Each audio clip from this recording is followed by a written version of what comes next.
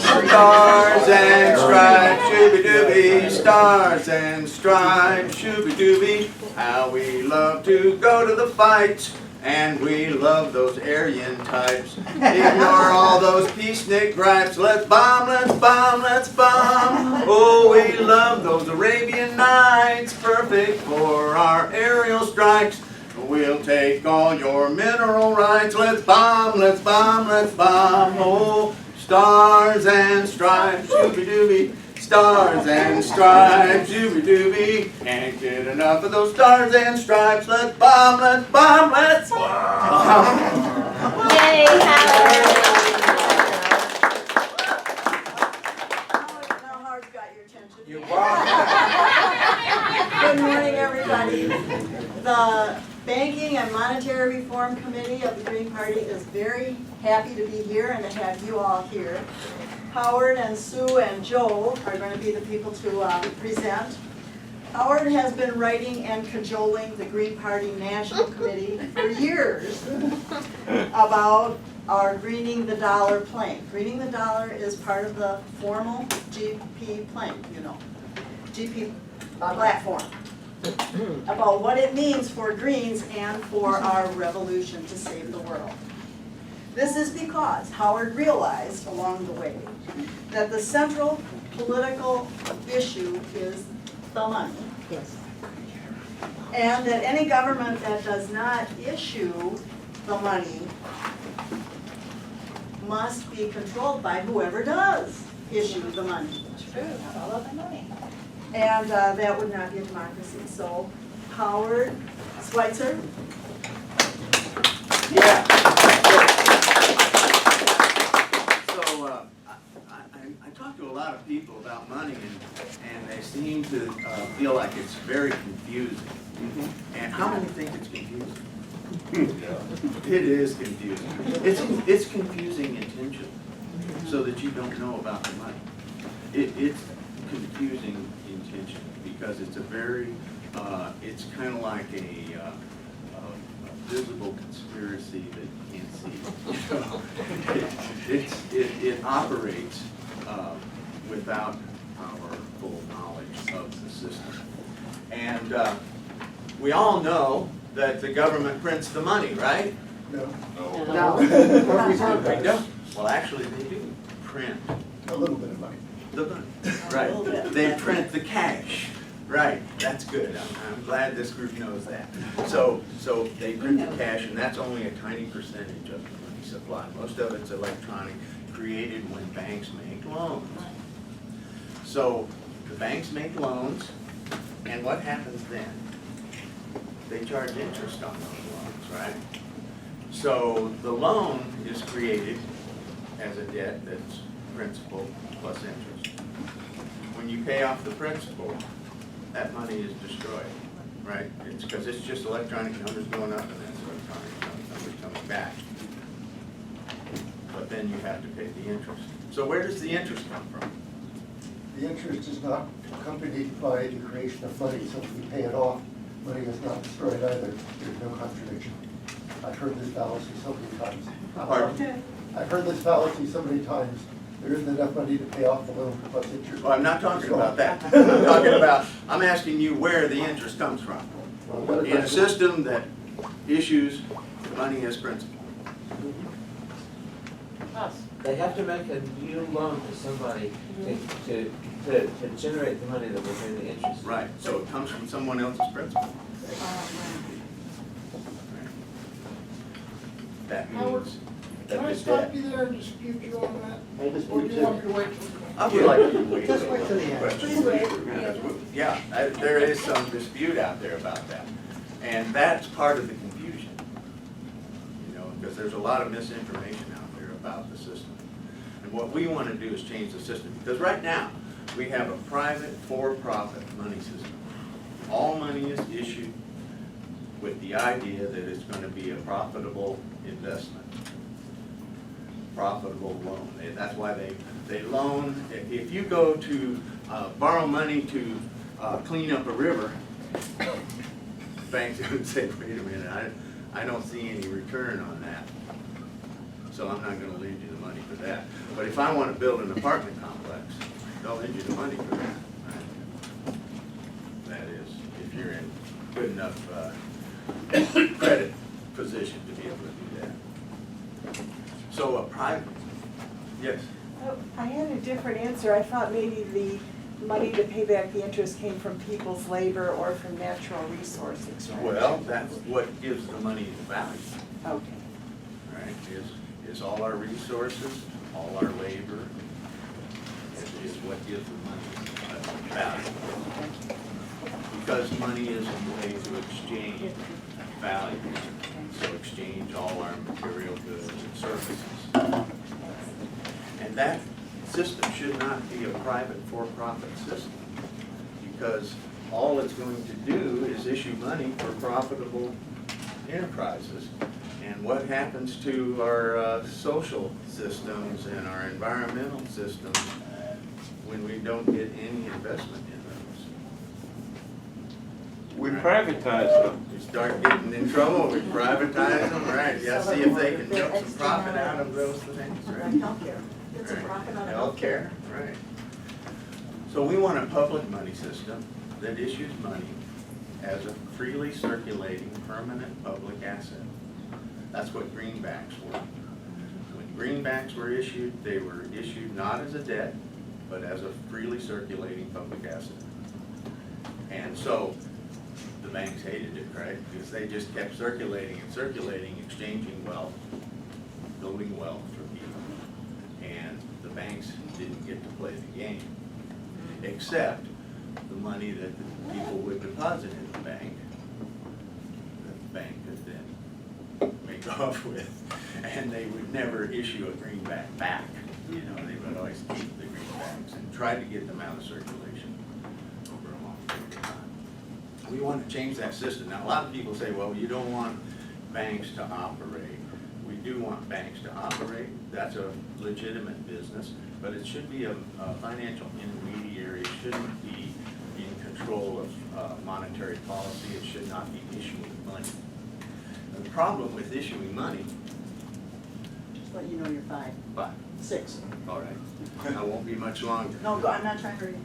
And so I want you to look at this little graph over here of how the money creates inequality and creates this big mess that we have, where we have this top 1% with a huge amount of money and everybody else struggling. It's a function of interest here that those are 10 income brackets, all right? Oh, these are the rich people over here? And that's the rich people over there. And what that represents is interest paid and interest gained. So interest paid is those columns on the bottom, and interest gained is the column on the top. And so there's a small percentage of people that are gaining from the interest, and most of us are paying interest. And change that so that we don't have that kind of a picture. Because in a public money system, money would just keep circulating and we wouldn't have this picture. Now, you could still borrow money. If you needed capital to start a business, you could still borrow money from the bank, who would do what everybody believes banks do now, which is to lend out deposits.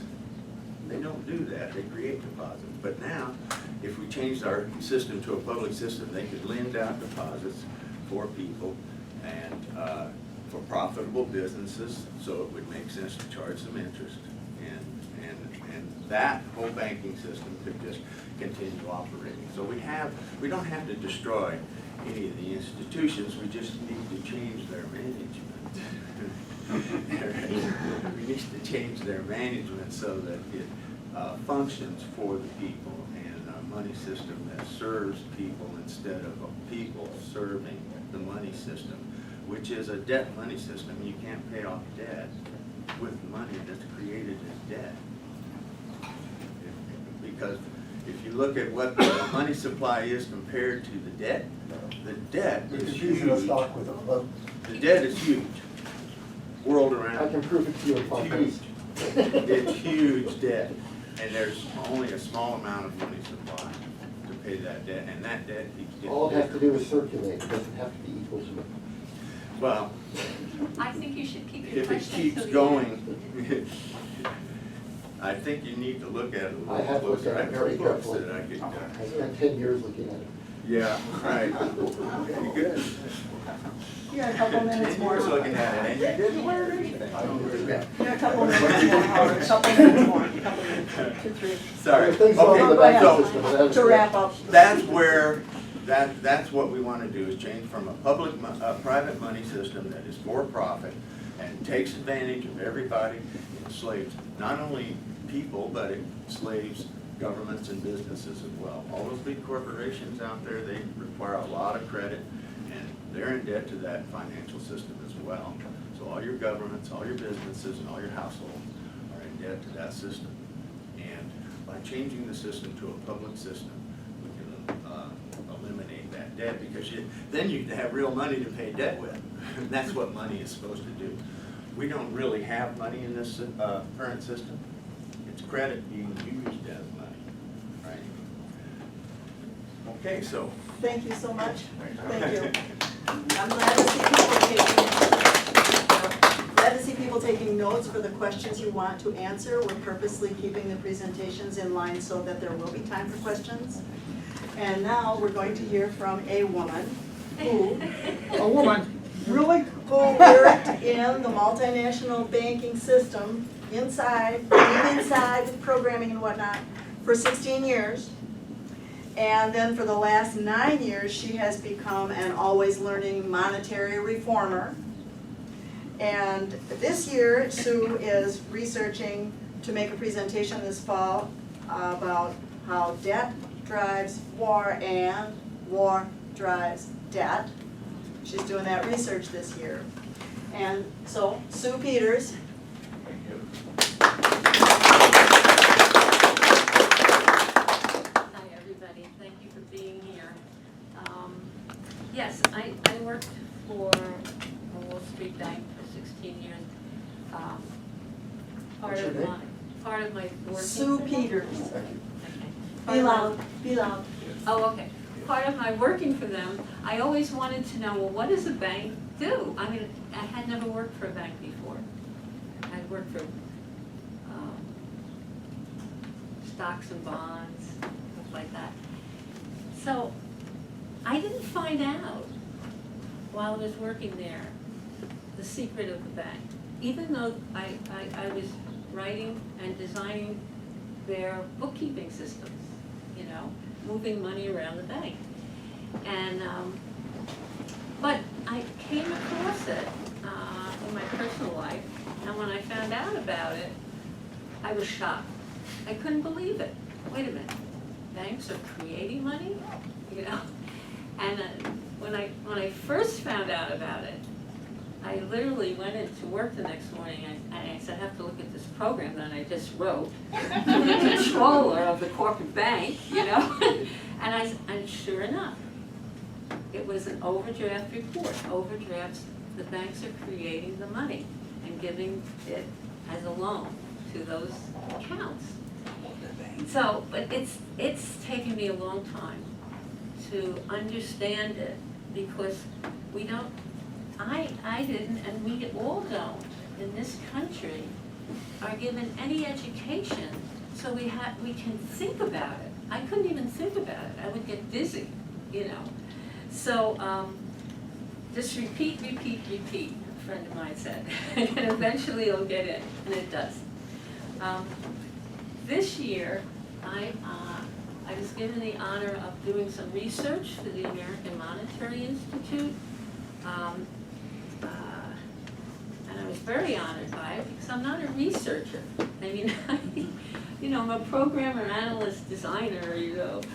I went to college for history. I love history. But the history they give you doesn't include the history of the money. It doesn't, even in college. You know, you learn all this world history, and where's the money? I'm not a theorist, but I know that there have been conspiracies in this country, because I've studied the history, to keep this information out of our educational system, very consciously. You know, it's not a theory. Okay, so I'm going to talk about what I've been learning about our money system, our private money system in war. And I'll tell you that it's a very upsetting topic for me. I've always been anti-war, but I've never studied war and the effects of it. So when I was given this project, I sort of took a little time to clear my schedule, and then I started doing the research, which is, you know, I've been reading some books that have been recommended.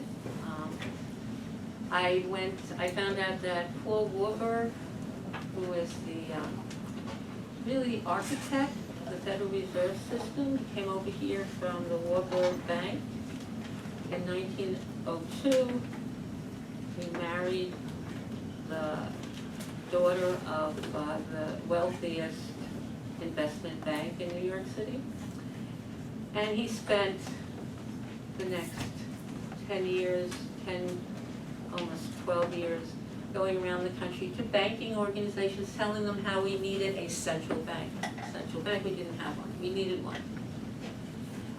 We got one. We got one in December of 1913. President Wilson signed the law, Federal Reserve law. It went into operation a little bit after the war in Europe started. It went into operation around November of 1914. Oh, there was a lot going on.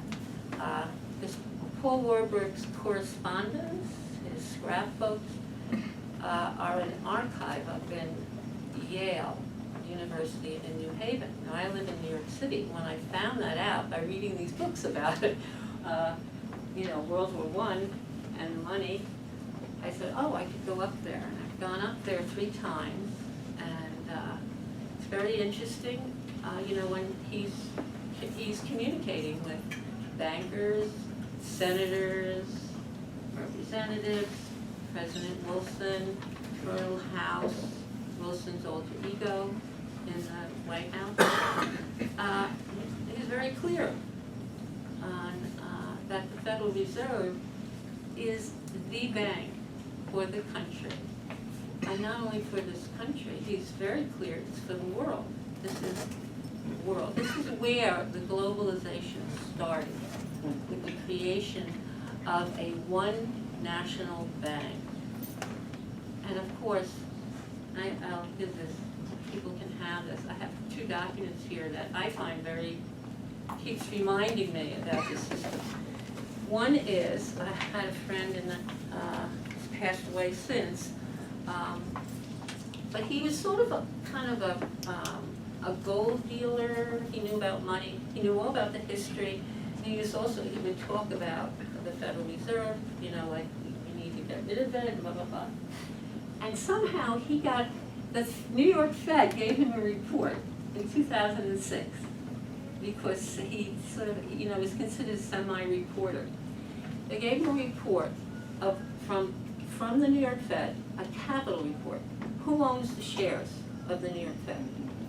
And it's all there. I'm going to hand it out, and you'll see that 50% of the shares are owned by J.P. Morgan Chase, a Rockefeller bank. 23% of the shares are owned by Citibank, a Rockefeller bank. That's 73. Everything, all the other banks split up the rest. That was a shock to me. But the war. We were neutral. I'm going to put that like this, neutral. We were neutral until April of 1917. When the war broke out, England and France, who didn't have very much to keep the war going on, it went on for 4 horrible years. England and France went to J.P. Morgan here in this country, the most powerful financier, and they hired him. And to be their fiscal agent, he loaned them for the next 3 years. His organization loaned England and France $5 billion, outrageous amount at that time. He took that money, they took the loan, they gave it to him, and they said, we need weapons. This country was, everybody was working, making weapons. There were factories all over, making weapons, shipping them over to England and France. We were neutral, but that didn't make it any more. And I can tell you the details of what went on between Wilson and Morgan. But anyway, he was allowed to do that. We did it. By 1917, when we went to war, it was $5 billion. Why we went to war. This is something I found in 2 different sources. I haven't gone to the State Department to look at it. Hopefully those writers did. But in April of 1917, actually in the month before, there was a confidential dispatch from Walter Hines Page, the U.S. ambassador to London, to Wilson. We're still neutral. Quote, I think that the pressure of this approaching crisis has gone beyond the ability of the Morgan Financial Agency. He has that in caps. If we should go to war with Germany, the greatest help we could give the Allies would be such a credit alone. Unless we go to war with Germany, our government cannot make such a direct grant of credit. He added that the alternative to war was the domestic collapse of the U.S. Now, why did he say that to Wilson? Because J.P. Morgan, being the largest financier, having this huge amount in loans to England and France, that same month that this memo was sent to the president, the Tsar had advocated. And the threat of there's not going to be the Germany wouldn't have to fight on 2 sides. The Russian side, there's not going to be any fighting anymore. The Tsars, we're not going to have Germany's going to be able to turn all of its forces here. And England and France said to this ambassador, they said, we're going to lose. We're going to lose. So that's why this happened, and that's why we got into the war. And I just leave you with that. And please take these handouts. The other one is, it's who's banking against the Sioux? The Sioux. And it takes the corporations that do the pipelines, and the loans that they have gotten from I identified the New York Federal Reserve banks, but all the banks, if you're a national bank, you're a Federal Reserve Bank. But all these Wall Street, huge multinational banks that have hundreds of thousands of dollars of loans to those companies. It's our money system. Thank you.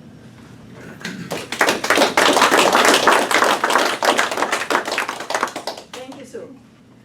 Our third speaker is a man who is an authentic second-generation monetary reformer in this country, Joe Bongiovanni.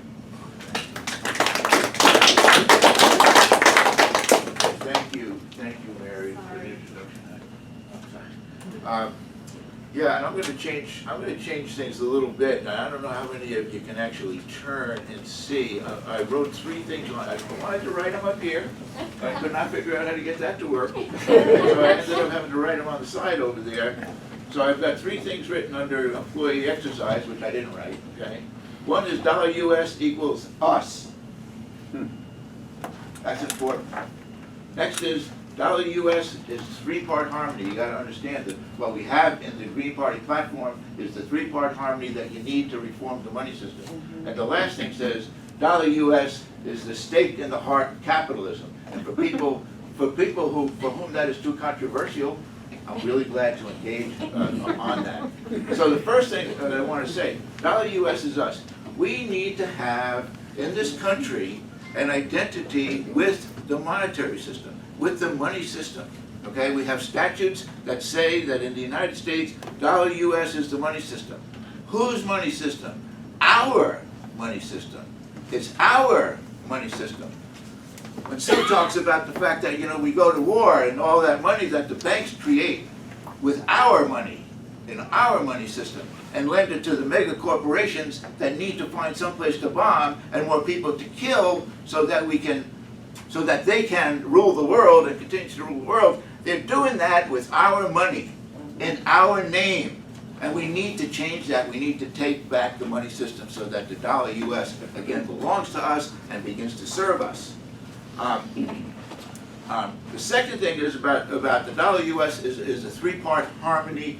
And all I mean by that is if you take a look at the platform, and if you take a look at, there are only three provisions within the platform that relate to monetary reform, but they are all about ending this system that we have now. Nationalizing the money. I say renationalizing the money because in 1776 we had a war with Britain who wanted to prevent us from using our money, the colonies I mean, from using our money, and we went to war for that. And when we went to war for that, we got out of it our own money system. That is to say, we became sovereign, we have a right to issue the money, and unfortunately, Alexander Hamilton came over and told us what we really need is a central bank. And the people didn't really know enough about the monetary system. And we went along with something like that versus, banks of the United States, etc. But all that three-part harmony, all of the reform that we need to establish this public money system that we're advocating for is in the platform of the Green Party of this country. We are the only party that has monetary reform. We are the only party that has public money in the platform. Okay, so the third thing that I wrote over there is that the dollar US is the stake in the heart of capitalism. Now, I get in trouble sometimes because a lot of monetary reformers are not anti-capitalist. They're not non-capitalist, which is what I am, okay? I'm more of a non-capitalist than an anti-capitalist. But I know that in order to do something with the system that we have now, we have to put a stake into the manner in which capitalism works. And in this regard, I want to resort to a short quote, or short explanation on the part of Dr. Hyman Minsky. Dr. Hyman Minsky is a guy who's much revered and much touted by the modern monetary theorists. I'm sure that you probably have all heard of modern monetary theory, and we have a pamphlet on modern monetary theory if anybody wants to see what our position is with regard to that. But the fact is that all of those economists that the modern monetary theory people have interested in them and promoting them, that none of them really got Minsky. Because Minsky wrote a lot of stuff in the 50s and the 60s and the 70s, and they take a couple of quotes here and a couple of quotes there, but what did he really say about the system? What did he really say about the institutions? And it took him until 1994. I'm going to stop right there before I say anything else, because I have forgotten, to give a tribute to my dad. My dad was the guy who did the research. That's how I became a monetary reformer. After he beat me over 4 for 10 years, telling me that peace is only important, social justice is only important, saving this ecology is only important if you control the money system. Because if you don't, you can forget all about those things. That's what my dad told me for 10 years. But he also said when he was doing his research and he was going to Washington in the 70s and the 80s, and he met Hyman Minsky. And he said, Hyman Minsky's a guy, he's studying financial instability. Now, what is financial instability? Well, the way he explained it was one thing, but the way my dad explained it was nothing more than what they call the boom and bust cycle, or some people call the business cycle. It was nothing more than the fact that stability leads to instability, that growth leads to bust, and that cycle. And he said, because he's studying that, my dad said, he may be the economist that gets money. the economist that gets money. He may become the economist that gets money. Well, it took him till 1994, quite frankly, before he got money. But in 1994, he wrote a research paper number 127. It's available on the BMRC website. Okay, everybody who's interested in money, everybody who's interested in solving the problems of capitalism, especially the eco-socialists in the Green Party, okay, they need to get down with what capitalism really is, okay? And Minsky wrote this paper number 127 in which he said, financial instability and the decline of banking, with a question mark after it, he said, public policy implications. And in there, he started out with the problem. He said, what's the problem? Started out, page 1, line 1. The problem, the banking system creates the money, the means of exchange. And the banking system invests the money in the capital development of the economy, and that determines the world we live in. That is what determines the world we live in. It's the investment of the money that's created by the banks, who are owned by the corporations, and it's a huge vicious circle, but they've got us until we change it. And that's why we need to change it. And it's up to me, it's up to the Green Party now to take the lead on this, because the Green Party is the one that has it. I'm the baby of the Green Party, okay? I've only been a Green Party member for a little over a year, and I'm a member of the Green Party of Virginia. Why am I, so why did I finally say, I can't not be a Green Party member any longer, you know? Because I knew that it was in the Green Party platform. I've known it for at least all the years that I've known Howard, that I met him at the American Monetary Institute conferences, and then when he said, and Howard got in there, you know, but the original, you know, Ben and Dee, who are the old, you know, Greens, who saw Stevens R. Langer's talk and the American Monetary Institute guy and realized, in order for us to have a green world, in order for us to have a green economy, in order for us to have an ecological economy, ecologically based economy, we need to issue the money. We need to control the issuance of the money. And it's extremely doable. It's extremely doable. Congressman Dennis Kucinich, okay, I'm going to back up. I'm sorry, I'm going to back up because it was really Elizabeth Kucinich, quite frankly. Elizabeth Kucinich went to work for Stevens R. Langer when he was writing his book about the lost science of money. Nothing could be truer. Nothing could be truer. The lost science of money. And she was working for him, and she went, oh my God, if this is real, if this is true, this is so important, I got to talk to Dennis about it. So she talked to Dennis. Dennis, he was either so madly in love that he couldn't turn the other way. I am too, okay? But the fact of the matter is that Dennis Kucinich took it up and wrote it. And that's why that three-part harmony now is all contained in the National Emergency Employment Defense Act, HR 2990 of the 112th Congress. We have a bill written to take back the money. And all we need to do is to get the political upswelling of people to understand what's going on with the money system in this country, how the money system in this country is what rules the world, and we can change that. So that's basically what I decided that I needed to say to the Green Party of the U.S. Okay, the Green Party of the U.S. You know, I came to the Green Party of the U.S. because of what they did. Very fortunately for me, okay, very fortunately for me, about 3 months after I joined the Green Party, the modern monetary theorists tried to take over our platform, okay? They made an effort to take over the platform of the Green Party. When Howard called me up, he said, Joe, I just looked at the proposed amendments of the platform. The Green Party's trying to take out all the good stuff and put in their stuff, and their stuff is zero, okay? Their stuff is absolutely 100% zero. And so when I said to Howard, I said, geez, Howard, what are we going to do, you know? He said, I don't know, they brought in some experts, some PhDs.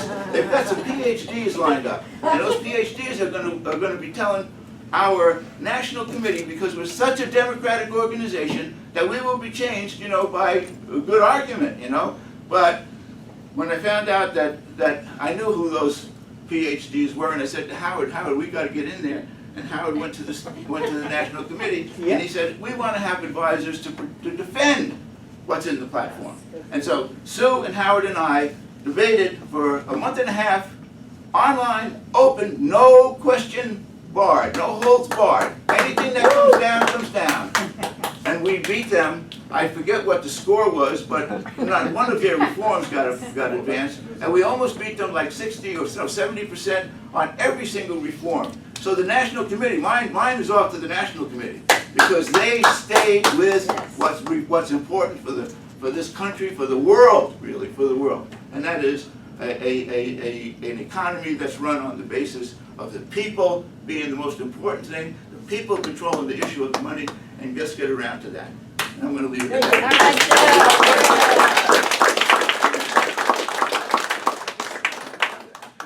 Thank you very much, all three of you. Since I'm on their team, I think they hit it out of the park, and I'm really happy.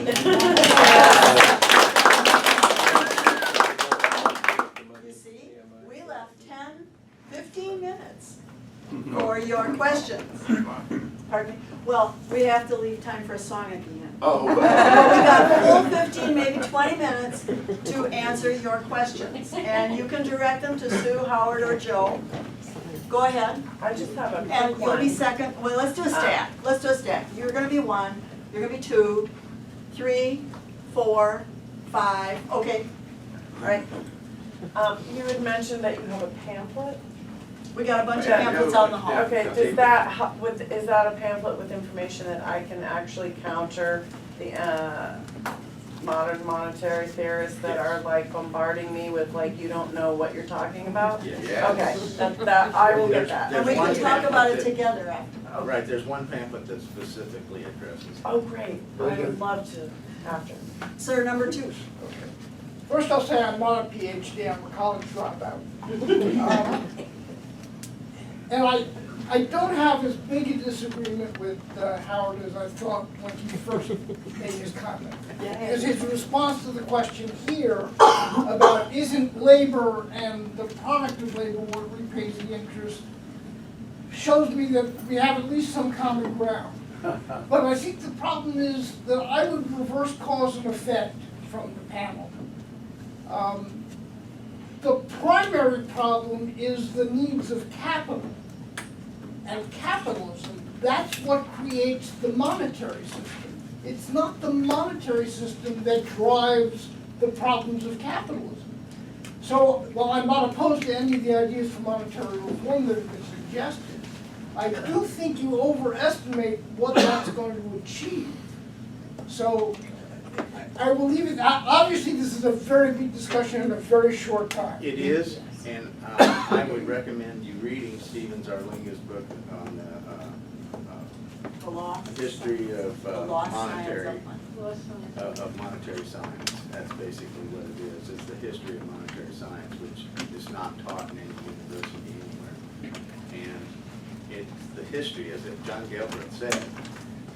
The problem with the economy is not the lack of knowledge of economics. It's a lack of knowledge of history. Because that's where the story is about the money. It's in the history. Can I just say one other quick Going thing? clear back to the ancient Greeks who understood it was the primary prerogative of government to issue the money. If it's a question, The a question. problem with the economy is the exploitation of labor for profit. It's the transference of surplus value from workers to capitalists, which is what this interest graph reflects. It's another form of that's not transferring the subject surplus you're value. Yeah, It's no You argument. can't solve that by changing the monetary That's system. not The true. Marxist dispute. Okay, which I question, wrote thank you before. very much, sir, thank It's a you. dated ex- Question number 3? Sir? Yeah, I agree with most of what I've heard here, not everything, but most. However, what I haven't heard is what I regard as the real problem with the most serious problem with the monetary banking system, which is, and it's an ecological problem, so it should by definition be of interest to the Greens. And that is the fact that the banking system, essentially the money that you can make off the money that you've got along these lines, that creates inequality, sure. But it also creates something called the cost of capital, or the time value of money. And that leads to the very standard economic practice of discounting the future. And that leads to devaluing the future, or essentially institutionalizing what Keynes put so colloquially as the long run doesn't matter because in the long run we're all dead. Now, most of us don't want climate change to kill our children or grandchildren, so we implicitly take that to be an immoral stance. But it's built in, baked in. And what sets the base value of the cost of capital or the discounting rate used is how much money you can make in a long-term loan, specifically the 10-year U.S. Treasury. You're talking about the existing system. Yeah, but this is something I haven't heard here. It's essentially what makes it uneconomical to do something about climate change and many other ecological problems, also about inequality, incidentally. So How do we pay I would for like to know if this cleaning is up a river? specifically mentioned in the Green Party platform, which I haven't read. That's the question. How to address long-term costs with the No, system we The propose? cost of capital or the time value of money leading to economic Right. discounting of the future. Right, that allow you to have long-term investments without incurring all that debt. No, that's not it. Okay, all right, well, they See, understand. the economic jargon is often used to confuse the issue of public versus private. And I think it's helpful to remember that. So there's a lot of problems with the existing system, and it's a human-made system, so humans can fix it. Okay, so we're here, we're all here. How many people we got in this critical mass in this room today? And this is the first day of the revolution. Okay, this is the first day of this revolution. And we are going to have that discussion on the second day or the third day and the fourth day. In other words, we're committed to having the dialogue so that monetary understanding becomes the norm, not misunderstandings based on the fact that the money system is not taught in any university or college in this country. And I'm not saying that, and I like to get challenged on it, because every time I go to a college or university to talk about it, I ask the money and banking people, anybody here studied the monetary system? And we're not talking about the seniors that are about to graduate with their money and banking degrees, and none of them have. Okay, number 4, we'll make a new stack in a minute. Number 4 in the old stack. I think I was number 4. Yeah, we were number 4. Okay. I'm a PhD, and I know I'm supposed to have all the answers, but when it comes to some of these issues, I guess this is mostly for Howard. Could you give a little bit more color and explanation of how banks create money? If I go to apply for a mortgage, which obviously I have and have done, the bank isn't just issuing credit, they're giving somebody on the other end some money, transfer of money. So how do they sort of get by in the system of just issuing credit? Well, it's the numbers that go up in the computer. That's your, they've issued you credit as, or rather money as credit. So that money then circulates, right? You pay your bills, you pay your mortgage, you pay for your house, and all that money is circulating. With the money they put in your checkbook. Right, They put in your checkbook. but maybe I misunderstood something you were trying to say, but it sounded like you're saying that they don't give out money to other people when you're getting the credit, that they just issue credit. Oh, it's credit being used as money.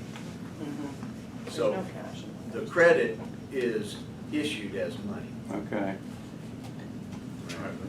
The money goes to the other people, and the credit goes to me. Joe, I am not a PhD. I have not even gone to college. I took 2 courses. One was history and one was art. And that was it, in a local community college. But the whole realm of monetary reform is the realm of independent researchers. Yeah. It's independent researchers, whether they're PhDs, and there are some, or people like me who just want a revolution. So I'm a brother with Howard in terms of the revolution, okay? And unlike Howard, I didn't even take the half a college course. I'm a high school graduate, okay? And when I tell you that I learned the monetary system from my dad, okay, who really studied it and who really understood it and who really had it all, he would drop out of school in the 8th grade, okay? And that was back in the 20s when when he had to go to work because his dad was hurt in a construction accident, okay? And so they drug my dad out, he was the oldest boy, and they sent him to work. And he never went back to school after that, but he learned a hell of a lot. And he would have been many PhD'd if they gave him for the work that he did. But the only thing I want to disagree with Howard about is one of the problems that we have with this study is because they don't teach it in school is they think that economists are like MIT has all the economists. You know, where are the monetary reform economists? So I want to say this about it. There's two things that you can get on the Banking and Monetary Reform website, webpage, okay? And one is Minsky's working paper number 127. Everybody should read that. And the other is the 1939 Program for Monetary Reform. And the 1939 Program for Monetary Reform was written by economists. It was written by Irving Fisher, if you know who Irving Fisher is. And it was written by Paul Simon. Not Simon. He wrote the original. He wrote the original. But all noted economists, if you go on there, it's got the list, and one guy was a guy from Chicago, a famous guy who became a United States Senator, okay, but they were all heads of university economics departments. 6 of them came together. Why? Because they said, you know what? This is an economic problem that we've got going on here in the late 30s, and we should be able to figure it out. We're the economists. So they wrote a program for monetary reform. They wrote it for the purpose of circulating it to every academic economist in the country. And they did. And they sent it to everyone. Okay? And by the time the day was over, 400 academic economists supported the program for monetary reform. And when you go in and look at the program for monetary reform, you will find the 3-part harmony that's in the Kucinich bill, the 3-part harmony that's in the Green Party platform. So economists supported it, but what happened was when we got out of the war, we turned to prosperity that was being engaged, and the controversy over money shifted down to almost nothing. Why? Because it wasn't being taught in any school anywhere. Who was going to pick it up? So the fact of the matter is, economists support this idea, okay? When you take a look at it, and anybody who's studying anything about economy should read that 1939 program of Irving Fisher, etc. Thank you. Was Sue, where you want wanna add more specific to his question? Yeah, one thing about, after World War II, this whole idea of what happened to this support of all these economists. After World War II,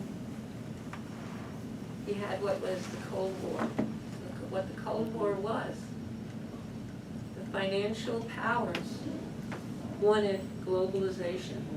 In this country, remember, they had their central bank. They wanted a full-time war economy.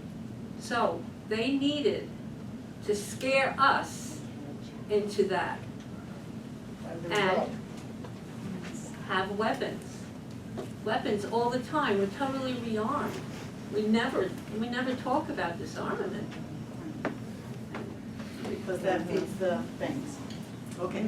Well, yeah, Now, it's sort of- maybe we'd have personally the answer to your question at some point later, if you didn't get it, about how does the bank putting money in your checking account as a loan, how does that turn into real money in the economy? We could talk about it more later. Yes. The next question was, or did you want to add something? No, that's fine. Okay, number 5? Number 6. 6, thank you.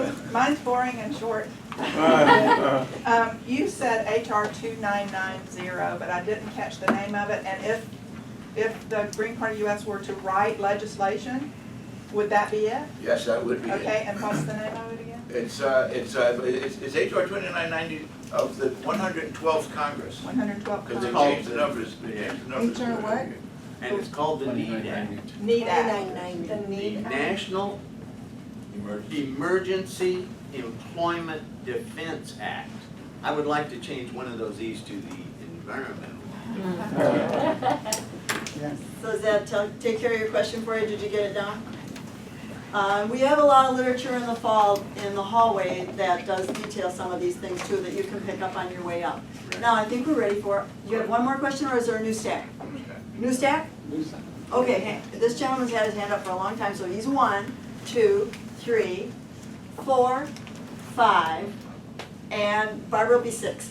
Okay, go. Okay, there is lots of literature, which I was an occupier in Wilmington, Delaware, the home of the 1989 Banking Act that removed credit card limits of 7% to usury mafia rates. Yeah, Delaware is the Grand Cayman of the United States. yeah. They have approximately 100,000 companies registered there in one room like this with a plaque on it. Wow. You're setting up an electronic banking system that's going to be completely like Bitcoin, but strictly for the rich to export their money offshore to Panama. That's common. So a bunch of us from the Occupy have been studying all of these issues.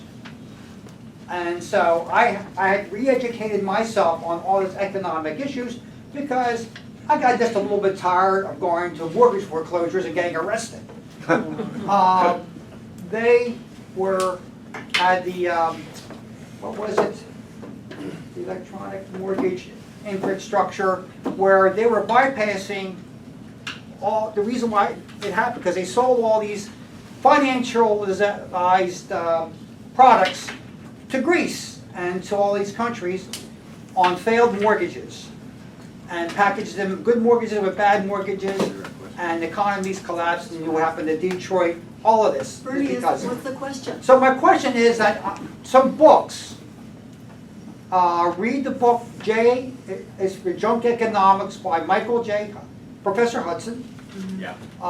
He has a book called Monster, Write them down, he's recommending books, Junk Economics by Michael Hudson. and that's an addendum to the book Killing the Host. Yeah. Read that. Killing. Another book called Monster by him, and my gosh, Okay. Dust Capital Was there a number 3. question? You can write it down. Yeah, you can write them on the board if you Okay, want. all right. Do you agree with those recommendations? Some good material in there. Background That's right. material, Good interesting, material in there. related. History, Basic stuff, but it's a pretty lot of good. good stuff I in have there. reservations. Yeah. And then, yes, and yes, there are It'll reservations. fill out the picture for So you. question number 2, go ahead, Wes. Yes, you said the 3-part harmony. I have no idea what the 3 parts of the harmony are. So Okay. can you tell me Okay. so that I can remember them when I walk out of here? Yes, thank you very much for asking. Yeah, we have brochures out there on the table, Well, tell and me- most of them have the It's- 3-part harmony wait, in them. wait. Sue knows it. If you go to our No, platform. no, No, I no, want no. you to Yeah, tell me Let me try. verbally so Let me I try. can verbalize Yeah. that. Okay, I'm the novice here, I'm the one who's trying to learn to talk about this to people, but I think I got the 3 parts. Okay. Okay, it's nationalize the Federal Reserve Bank under the Treasury, so that it will no longer be privately owned. The banks who Okay, own that's number 1. Okay, hang on, but the banks who own the 12 reserve branches would be compensated. Okay. So they would not be like taken over, they would be paid for their interest. And the second one is to take away the commercial bank's privilege to create money when they write loans. So from there on forward, whenever they make a loan, it has to be lending money that someone has actually trusted them and put on deposit with them. Like we've all thought it we thought it was. That's the second one. So nationalize the Federal Reserve, take away the bank's privilege to make loans, and create a monetary authority within the Treasury Department which will determine how much money is needed to avoid inflation and deflation, how much money is needed to tell the government to actually begin to create money. That the government will actually issue money. And then there's a whole lot more about ways to distribute the money into the economy, to give it to individuals, to make contracts for infrastructure projects. That's all secondary down the road things to think about. But it's nationalize the Federal Reserve, if I got it right. Yeah, those are Nationalize the right. Federal Right. Reserve, take away the private bank's ability to create money issuing loans, give it to. and Give it have exclusively the to the government, government. exclusively the federal government, Right. issue the money into our economy. Because they'll issue it into the No, productive. that's- economy. I don't need all the. That's okay. it, that's it. Right. I just give the three.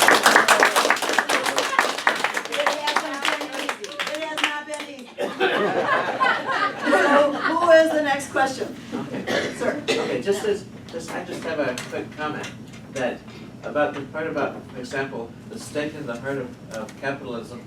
I feel like we might do better to put our emphasis on the thing we want to create more than the Right. thing we want to Okay, destroy. let me say something about that. That's a good point, Joe. Yeah, because you know, I always said about my dad. You know, taught me all this stuff. You know, there was no bigger capitalist than my dad. Okay, I mean, he wasn't a banker, but he was a businessman. He was a conservative. He was a Christian businessman. I mean, he learned about the money system first through the Austrian school, because that was the only group that was writing about money. And it wasn't until he came to realize those guys don't really care about anything except themselves that he turned around and became a socialist, I call him. Okay, he didn't like that I called him that. But when it comes to putting the stake in capitalism, and my dad wouldn't have said that. Okay, he would have said we need to change capitalism and fix that. And I said, but Dad, you take away the ability of the capitalist to actually create our means of exchange, and like Minsky said, determine the capital development of the economy, what will we have left? And what he answered me was, free enterprise. Free enterprise. You know, that's what he said, and I was like, oh yeah, that's right, you know, he's right. So, yeah, maybe we don't have to say that, but free enterprise is what will actually come up with that. I'd like to suggest again quickly that what we have is a kind of a feedback system, and without a central bank and lots of private, little smaller private banks, the banks are like a herd of elephants that occasionally stampede without anybody deciding how it should go. So that having a central bank let somebody actually get some control, and the trouble with it has partly been that it is banking first, and second, that the managers sometimes kind of mismanage it. Can I So, answer? Go ahead, Sue. The thing And that let's be mindful of time. We're gonna have an ending. If those of you who are still on the stack, think about if you really need to make your question, how to make it short. Go ahead, Sue. The key to remember is item number 2 that Mary talked about. Because those banks that stampeded because they could create money. Yes, that's right. So They will no longer. They will no longer. Take that away. Yes, Right. Okay? yes. All right. The next question. Mary, progressive stock, there's a younger woman in the back, possibly of You color. want, should we throw Barbara in first? Yeah, Oh, you're abdicating your spot. I didn't have a Oh, spot. okay, Barbara. You follow the advice of this woman and give that woman the next question, and whoever got displaced, I hope you'll come back in a minute. Barbara. So I have a very particular set of skills. I am in Wisconsin, in the county of Milwaukee, around the city of Milwaukee. And yes, we have to defer to whatever we have to kind of defer to whatever the national banks and the big banks want. I was saying last night that I had a very local mortgage, and I got a letter a few months later saying they're no longer servicing my mortgage. It's going to be some other big bank that's going to collect all the actual money that I'm sending every month. So my question is, what can we do on our local, county, state type levels in the meantime while we're trying to figure out how to get things passed at the national level to have a better local economic system? State public banking. Well, right. There's public banking that you can do, there's local currencies that you can do, there are various strategies for trying to survive within the current system. Our changing the system is our goal. That's our goal, because that will make it possible to fix everything else. And those other public banking and your local currencies and things are ways to bring up the conversation for more people to become aware that, oh, the problem is the money, and then start with what to do and what we might do here in the meantime. and what the long-term goal is, start getting that information out there. Can I just say? Everybody wants turn. Sue, then Joe? No, no. I wanted to just emphasize the last thing that Mary said about educating, because we don't get it in our media or schools. Education, especially around the history. The history, you can't change the history, it's there, because what you get in the media is so confusing. I was thinking about that song, talk about it, talk about it, talk about it, ooh. Yeah. So, next question. Well, no, on the stack, do we have somebody else on the stack yet? Yeah, I was on the stack. Thank I you. was four. You were four. Yes. Forgive us for Not displacing. at all, because my main question was about the three-part harmony, so that got answered. You got it. Right, so how do I get the article on, the thing by Minsky? Yeah. What is the BMRC stand for? Paper 127, yeah. Banking monetary policy. Can you stop at our spot in the hallway, Sure, please? of course. And we'll give you a website or a specific reference. Right, okay. All right. Now, it is 1:15. If someone has one more burning question, otherwise we're gonna wrap this up in a way that will be memorable. Oh, you were on the staff. BMRC, what's that? Banking and Monetary Reform Committee. Of the Green And Party. if you write BMRC, I think, at gp.org, With questions. we'll answer your question. Okay, thanks. Janice, So I'm last gonna use question. the last minute for a quick plug. I'm running for mayor of Houston on a public banking platform. And I encourage everyone to take a look at this as the grassroots, on the ground experiment that's actually going to help us move into this NEAT Act. I'm not sure I'm completely on board with the terms of the NEAT Act based on where we are today. So maybe we need a lot of intermediary checks and balances, see how the public banks are really working, see what's happening. So take that back to your areas, make a public bank, Wait a and minute, yeah, check hold me on, out. hold on there with the public I bank. have a comment. So, You have to know the history of this money power to know that if you give them a little, eventually they will have it all. It's serious, in the whole history. Read that book by Stephen Zarlanga. Law Science. specifically about public banking, the Banking and Monetary Reform Committee does have a flyer available today. There's a specific misgiving about public banking, and I know everybody's interested in it all over the country. We're thinking about it, looking at it. And we want you to have this background information in your files when you look at public banking, that it should be a bank of deposit. Like the Bank of North Dakota, not a bank of issue, which just strengthens the current system. I'll look at that And very that's a closely. kind of a big Thank you. deal. Yeah. Now, on your mark, get set, ready? Oh, your question. No. You did it. Howard. This is. Well, okay. Or- The idea was to wrap it up. Somebody asked me, can you give us a big ending, and I really, all I know is song and dance. So, the whole world is in trouble now, everyone can see. Will human life continue? There's no guarantee. Understand the problems affecting me and you. We all need to focus on what we need to do, and that's change the money. And no better way to turn the world around, so change the money. What's gone up now must come down, so change the money. It'll make our future bright. It's all about the money now, so time to do it right. Yes, the banks create credit, all our money as debt. And that is what is causing the inequity we get, concentrating all the wealth and power to a few. Don't you think it's high time we tried something new? So let's change the money. No better way to turn the world around. Let's change the money. What's gone up now must come down, so change the money. We can make our future bright. It's all about the money now, it's time to do it right. Now no more bursting bubbles, no bailing out the banks. Money for production, tell speculators no thanks. We can lower taxes, put money in everyone's pocket, and that would make our economy take off like a rocket. And we could have an economy in a steady state. No more worries over the unemployment rate. No more corporate money choosing who we can elect. And no more corporate lobbies with a Congress we respect.